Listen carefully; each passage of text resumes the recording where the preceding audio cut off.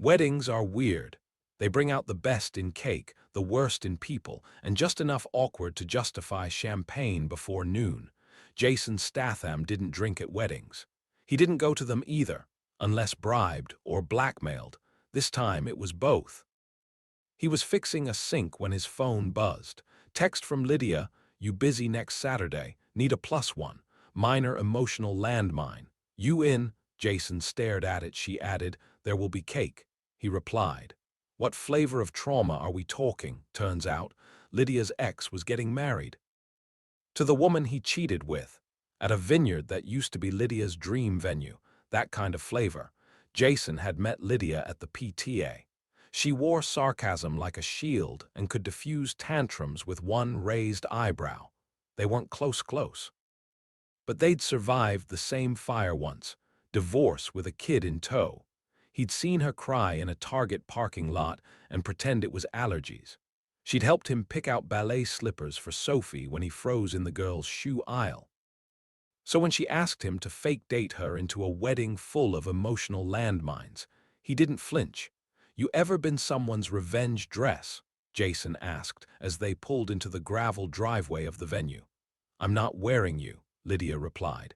"You're the sharp jawline that says I upgraded." Jason smiled faintly. "You're not even pretending this is about closure, huh?" She smirked.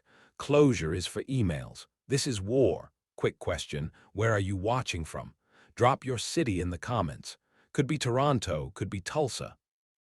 And if this moment made you grin, whisper, "He's gonna ruin this wedding," or shift in your seat just a little. Hit that subscribe button, because what happens next isn't just about awkward exes. It's about a single dad who doesn't do drama until he becomes the reason the bride starts second-guessing her vows. The first red flag was the valet. He took one look at Jason's boots, blinked, and asked, "Are you with the staff?" Lydia handed him the keys without blinking. "He's with me. And if you park it in a bush again, I'll know." Jason didn't smile, but he did nod once like a man who knew how to dig shallow graves.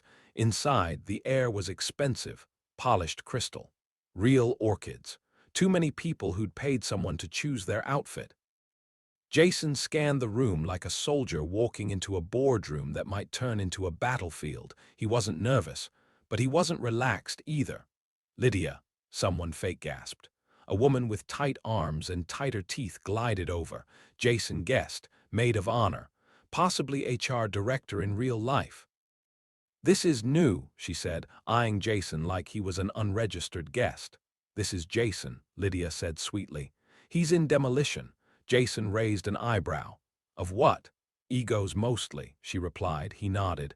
"Occasionally drywall. First 300 words, already 6 power shifts." And the main event hadn't even begun. The bride was blonde, of course. The groom was smug, naturally. He froze for a split second when he saw Lydia, long enough to register that she still looked good, better. Then his eyes landed on Jason, and something in his jaw twitched. Jason noticed. He always noticed. They sat for dinner, assigned seats. Jason between Lydia and some cousin named Trey who wanted to know what being a contractor meant. Jason let him talk. Lydia squeezed his thigh under the table when Trey mentioned crypto more than once. Jason whispered, "Tell me now if this was part of the test." She grinned into her wine. The groom gave a toast. It was all about second chances. Jason watched him closely. He didn't talk like someone grateful. He talked like someone who thought forgiveness was his birthright.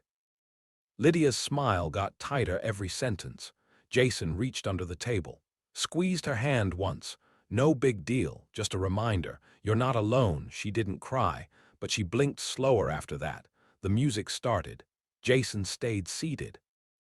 Until Lydia stood and said, "Dance with me before I punch the cake." He raised an eyebrow. "Is that a real option?" "Only if you disappoint me on the dance floor." They danced, badly, but it didn't matter, because the bride was watching, and so was the groom, and so was everyone else. Jason leaned in mid-song and whispered, "Want me to spill a drink on him accidentally?" Lydia laughed for real that time, loud enough to make the bride's mother turn around. After the dance, Jason stepped outside. too many eyes, too much history he hadn't earned but now carried. He lit a match. Not for a cigarette, just for a breath. Someone followed. Jason, right? It was the groom. Jason turned slowly. Depends who's asking. I'm Dan. Lydia's. Jason cut him off. The ex, the one who thinks marrying the person he cheated with turns it into a love story. Dan bristled. You don't know the full situation. Jason dropped the match. Don't need to. Dan smiled tightly. You military? Jason didn't answer. Dan kept going. I can tell, the way you move, you're not just some date. Jason tilted his head. I'm exactly what Lydia needed today. That's all you need to know. Dan stepped closer. You planning to stick around? Jason shrugged.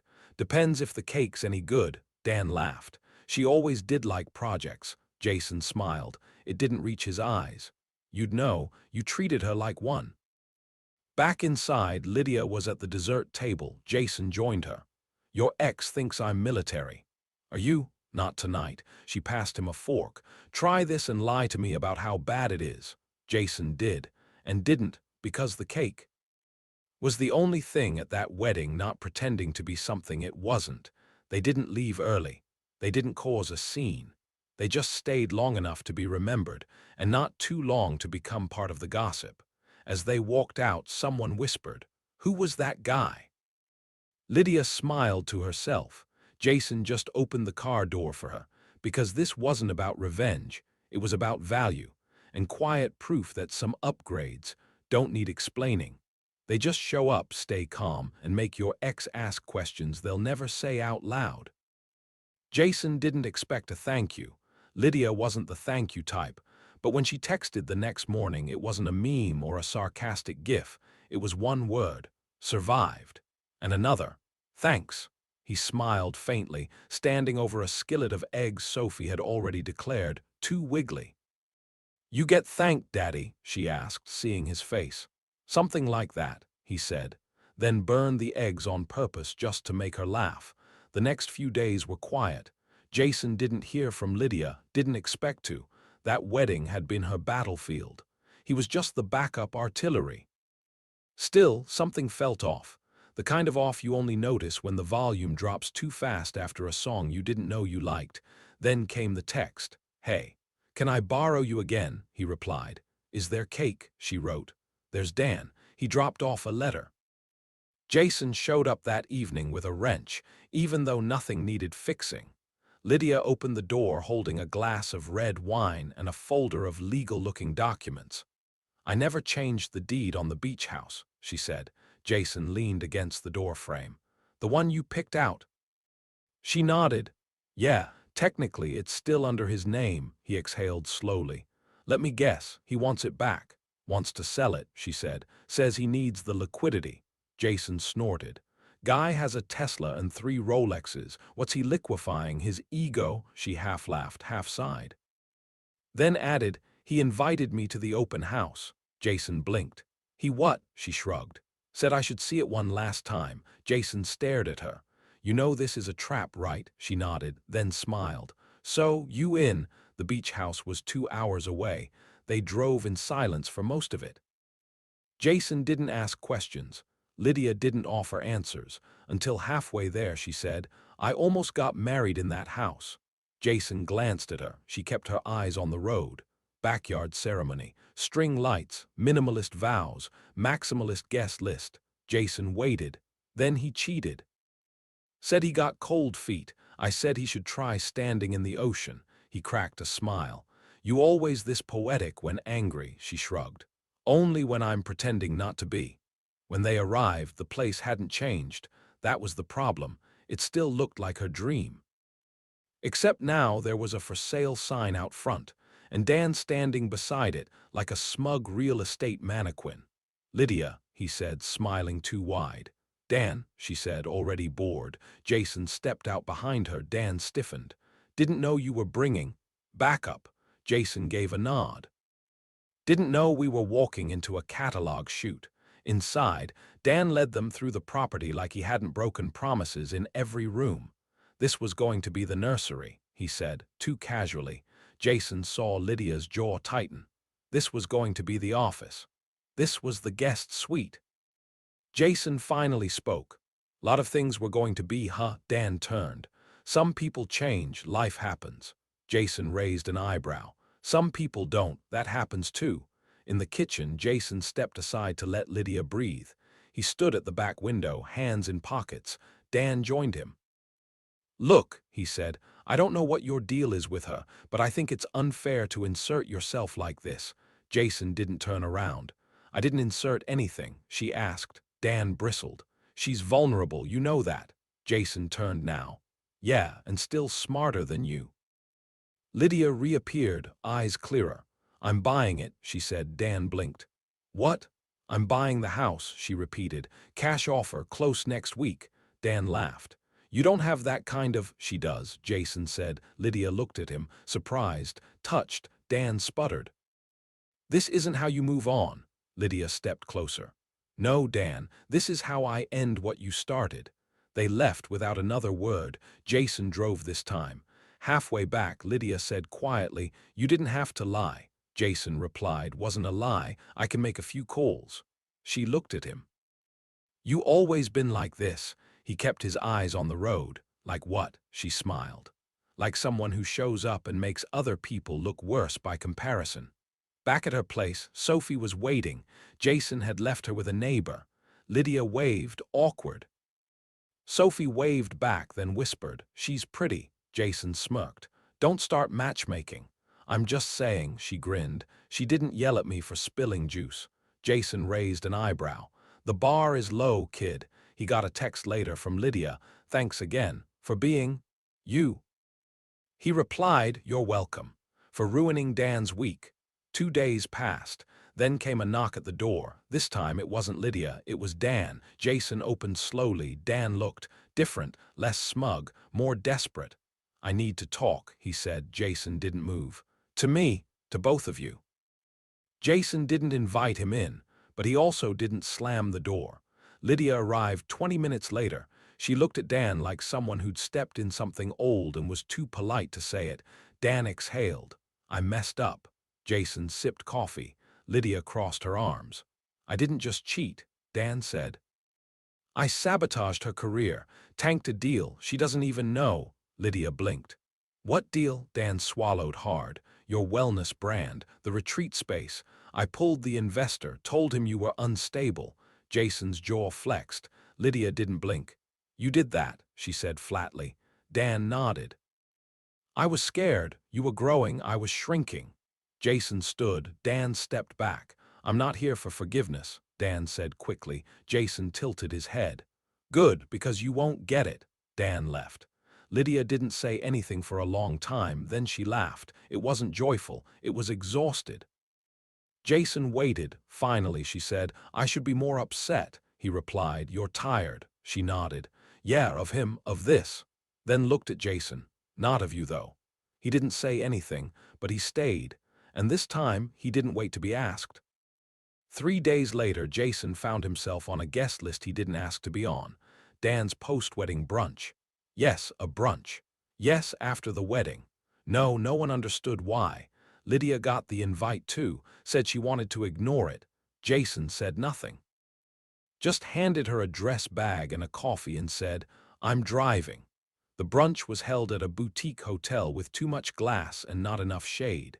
The kind of place influencers took photos pretending they lived there. Jason wore black. Not formal, just definitive. Lydia wore red.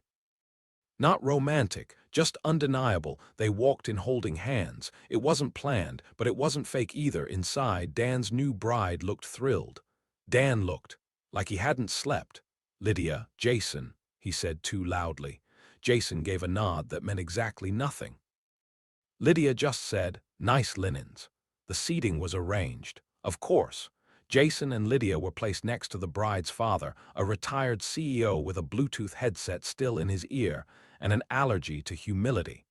"So what do you do?" he asked Jason while buttering a scone with unnecessary aggression. Jason replied, "I parent, I repair things, sometimes at the same time." The man frowned. "So handyman," Jason smiled. "So survivor." Then came the toast. Dan stood up, glass in hand, and the whole room quieted. Marriage, he said, is about learning from the past, growing from mistakes, and thanking those who helped you become the man you are. Jason blinked once. Lydia sipped her mimosa slowly. Dan continued, which is why I'd like to raise a glass to Lydia, because without her, I'd never know what I truly wanted. Jason stood. Everyone turned. He didn't raise his glass, he just spoke. Funny, Jason said, voice calm. I was just thinking how some people don't grow. They shed guilt like a snakeskin, wear new clothes, and call it progress. Dan smiled tightly. This isn't the place. Jason's tone didn't change. It wasn't the place to cheat either. And yet here we are, gasps. Forks paused midair. Lydia's mouth curved into a small smile. Dan's new wife blinked too many times. Jason sat, took a sip. Good toast, though, he said. Later, Lydia pulled him aside near the lobby. You didn't have to do that, Jason shrugged. He's had too many stages. Time someone unplugged the mic. She exhaled. You always this. Protective? Jason didn't answer, not directly. I have a daughter, he said. Gets you in the habit. They walked out together. Hands not held this time, but arms brushing. It was softer, quieter, more real. The next day, Jason picked Sophie up from school. Lydia was there too. Apparently her son, Caleb, had the same dismissal time. Coincidence, she asked, or fate? Jason deadpanned. Or stalking, she added. He smirked. That too. The kids begged for ice cream. Jason paid. Lydia watched him out of the corner of her eye. You ever think this fake dating thing might be your actual job? He raised a brow. Are you hiring? She smiled. Depends on the benefits. He passed her a spoon. Dental, no drama, cake optional. Back at Jason's place, the kids played inside while they sat on the porch. It was one of those early evenings where the sky forgets how to be dark right away. Lydia leaned back. I was supposed to move cities after the divorce, she said. Jason waited, thought new place knew me.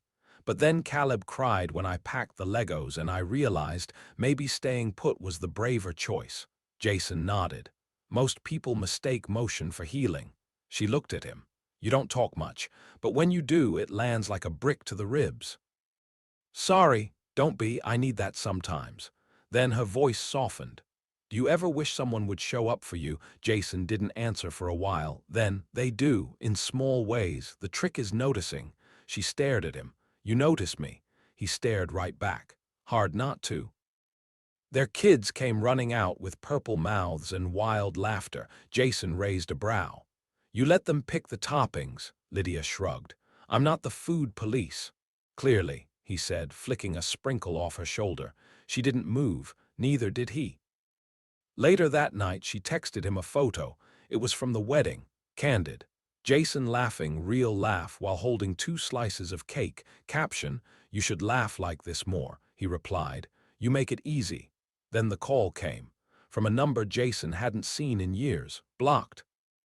Unknown but unmistakable, he stepped outside before answering. The voice on the other end was clipped. British, government grade, you've been active again. Jason didn't reply. 3 public events, footage, face recognition. Are you trying to be seen? Still no reply. We warned you. Stay out of view. Jason finally spoke. I'm not in, just nearby. Click. Call ended. He stared at the phone, then at the sky, then at the front door where his daughter and Lydia were sitting under a blanket watching cartoons. He exhaled. The past had found him. But this time, he wasn't backing away. He was building something that made it worth being seen. The school fundraiser was never meant to be dramatic. Bouncy castles, plastic tablecloths, a bake sale so chaotic even the cupcakes looked confused. Jason had volunteered for setup. Lydia had volunteered for damage control. They made a good team, especially when the popcorn machine caught fire and Jason extinguished it using a soda and terrifying calm. Sophie and Caleb ran wild. Everyone else just called Jason the hot PTA dad. He didn't correct them. At 2:12 p.m., Dan arrived, uninvited, unannounced, wearing sunglasses, a tan too fresh and guilt-like cologne. Lydia froze mid-sentence with the raffle coordinator. Jason noticed instantly. He stepped beside her. You want him gone, he asked. She shook her head. No. I want him to see what doesn't need him anymore. Dan made his way over slowly, looking like a man who didn't realize the bridge was already ashes. Lydia, he said. Can we talk? Jason leaned in low. You're not making a speech here, are you? Dan stiffened. This isn't about you. Jason's expression didn't change. Everything here is about someone else. Try to remember that. Lydia turned to face Dan. You came to a fundraiser for kids you don't sponsor and a school you never visited. Dan flinched.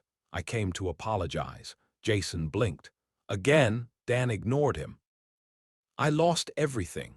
My job, my accounts. Turns out marrying someone who married me for the money, not the best retirement plan. Jason crossed his arms.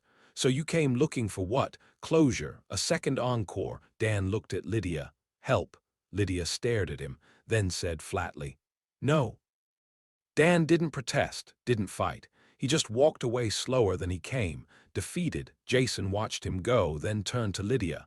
You okay? She nodded. I am now.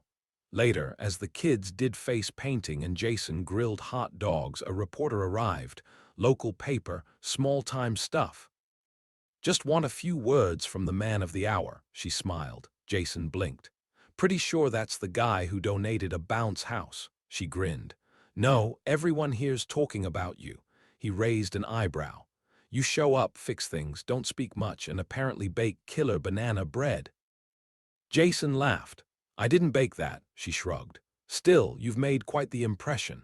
He turned slightly, watching Sophie run past, followed by Caleb and two kids dressed like pirate bees. Then he said, impressions aren't hard, staying, that's what takes work. That quote ended up in the paper the next day, under the photo of Jason holding a tray of cupcakes and a wrench. The title, The Quiet Man Who Showed Up. That evening, Lydia came over with wine and a question. Can I ask you something real? Jason nodded. Why don't you date? He sipped his water. Because I hate auditions. She tilted her head. That what it feels like? He nodded. Every time. Like I'm trying to prove I'm not broken, like I'm trying to outscore someone's ghost. She leaned back. Maybe you're not the one auditioning. He looked at her. She didn't blink. The moment stretched, not tense, just honest. Then Sophie shouted from the other room, Dad, my slime exploded. Jason sighed. Parenting, the sequel. Lydia grinned. I'll help. They walked inside like a team. No need to define it, not yet. A week passed. No calls from Dan, no secret government warnings, no chaos, just morning coffee, school pickups, shared dinners, and laughter that came easy. Jason had never known stability could feel. Wild. Then came the party. End-of-year celebration. Everyone was invited. Lydia insisted Jason come. Not as a favor, not as a shield, just as her date. This time, he didn't hesitate. He wore the same black shirt, she wore navy. No frills, no armor, just presence. Everyone stared, but not like before. Now it was admiration. Curiosity. Even Dan's former friends smiled. Because Jason wasn't loud, he wasn't flashy, he was something rarer. Consistent. Toward the end of the night, the principal tapped the mic. Before we wrap, a special thanks to our volunteers. Names were read. Applause. Then she added, and to the man who rebuilt our broken picnic tables, caught a possum during last week's science night, and taught the kids how to fix a flat bike tire with a spoon. Jason looked up. Thank you, Mr. Statham. Applause erupted. Jason turned slightly red. Sophie screamed, That's my dad. Everyone laughed. Jason just nodded once, like someone accepting a medal they never asked for. After he and Lydia sat on the hood of her car, night quiet, kids asleep, music from the party fading. You ever think we faked something so well it became real? She asked. Jason didn't answer immediately. Then, I think we both needed something true enough to believe in. She nodded, then leaned over and kissed him, slow, like punctuation at the end of a very long sentence. No fireworks, no music swell, just two people who had walked through storms. And finally found shelter. Back at home, Jason tucked Sophie in. She looked up, half asleep. Is Lydia gonna be around forever? Jason hesitated, then kissed her forehead. That's the plan, kiddo, she smiled. Good, she doesn't burn the eggs, he chuckled softly. Lucky me. The next morning, he found a sticky note on his front door, scribbled in Lydia's handwriting. Next wedding we go to, it's ours. No exes allowed. Jason read it, smiled, then folded it like it was the most important mission briefing he'd ever received. Because some stories don't end with a twist, they end with someone staying. And this time, Jason stayed.